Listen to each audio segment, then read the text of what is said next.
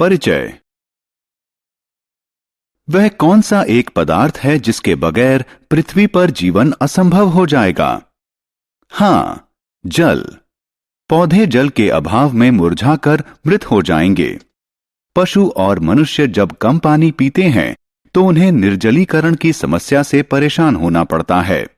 अतः जल जीवन की सबसे बड़ी आवश्यकता है। इस पाठ में हम इस बहुमूल्य पदार्थ के बारे में विस्तार से पढ़ेंगे।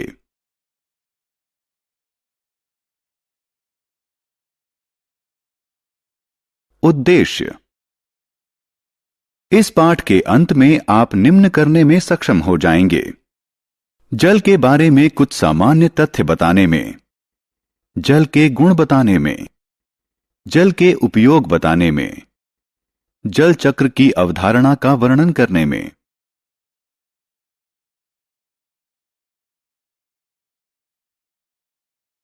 जल के बारे में सामान्य तथ्य।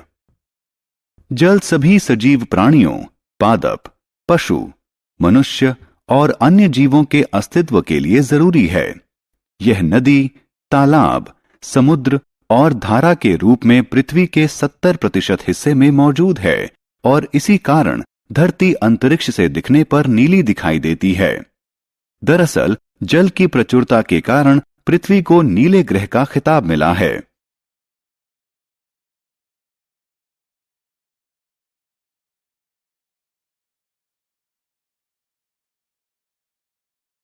जल के गुण।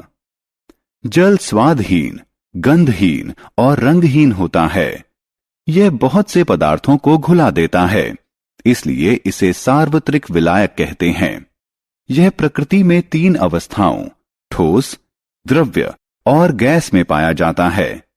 ठोस अवस्था में जल को बर्फ या हिम कहते हैं। गैस अवस्था में जल को वाष्प या भाप कहते हैं। लेकिन जल की सबसे सामान्य अवस्था है द्रव्य अवस्था। यही वह अवस्था है जिसे हम जल के रूप में जानते हैं। जल का एक अणु 2 हाइड्रोजन यानी H परमाणुओं और 1 ऑक्सीजन यानी O परमाणु से मिलकर बनता है। इसीलिए जल का रासायनिक सूत्र H2O से व्यक्त किया जाता है। जल के प्रयोग। हम जल का प्रयोग विभिन्न कार्यों में करते हैं।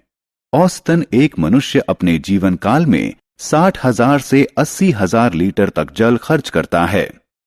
जल घरों में पीने, खाना बनाने, नहाने, कपड़े धोने, बागवानी और सफाई करने में काम आता है। सिंचाई की सुविधा से कृषि उपज बढ़ती है और विश्व की बढ़ती जनसंख्या के लिए आवश्यक अनाज उपजाने में सहायता मिलती है।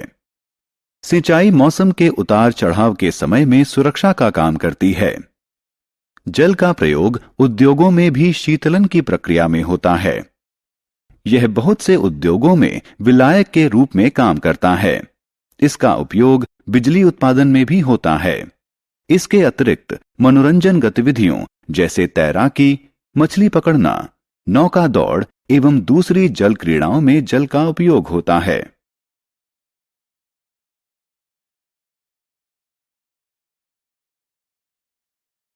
क्या सारे जल पीने योग्य होते हैं? पृथ्वी पर उपस्थित 97% जल खारा जल है। अतः यह गृहवासियों, कृषि और उद्योगों के उपयोग के लिए सुरक्षित नहीं है। बाकी बचा 3% जल स्वच्छ जल है, जिसका 2/3 हिम नदियों और ध्रुवों के कोटरों में हिम के रूप में जमा हुआ है। इसका अर्थ है कि पृथ्वी पर उपलब्ध कुल जल का 1% ही हमारे उपभोग के लिए उपलब्ध है।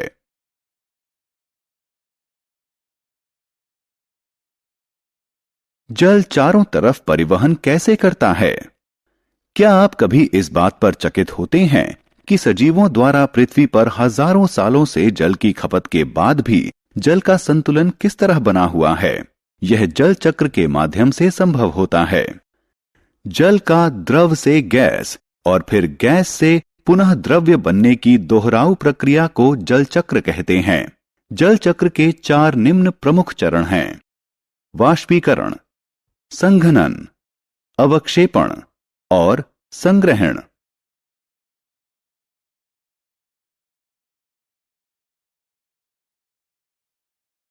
जल चक्र। आइए समझने का प्रयास करें कि जल चक्र कैसे कार्य करता है। नदियों, समुद्र और महासागर इत्यादि का जल सूर्य की गर्मी से गर्म होकर वाष्प में परिवर्तित हो जाता है। इस प्रक्रिया को वाष्पीकरण कहते हैं। पादप मृदा से जल सोखते हैं। वे इस जल को भोजन के रूप में प्रयोग करते हैं और अतिरिक्त जल को हवा में वाष्प के रूप में छोड़ देते हैं। इस प्रक्रिया को प्रस्वेदन कहते हैं। जल वाष्प हवा में ऊपर उठता है और ठंडा होकर जल कणों में परिवर्तित हो जाता है। ये जल कण एक साथ मिलकर बादल बना लेते हैं। इस प्रक्रिया को संघनन कहते हैं। जब बादल बहुत भारी हो जाते हैं तो उनमें स्थित जल कण वर्षा, ओले या बर्फ के रूप में पृथ्वी पर गिर जाते हैं। इस प्रक्रिया को अवक्षेपण कहते हैं। वर्षा, ओले या बर्फ के रूप में पृथ्वी द्वारा प्राप्त जल समुद्रों, महासागरों, नदियों और झीलों में जाता है।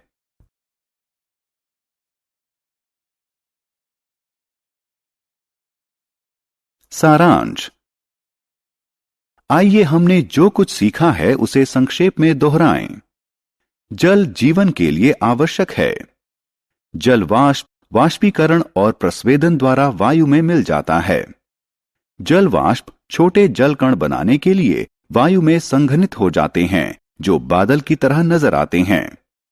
छोटे जल कण एकत्रित होकर वर्षा, हिम या ओले के रूप में नीचे गिरते हैं। वर्षा, हिम और ओले नदियों, झीलों, तालाबों, कुओं और मृदा तक जल पहुंचाते हैं। जल चक्र जल के धरती से आकाश और फिर वापस धरती पर आने की प्राकृतिक संचरण व्यवस्था है।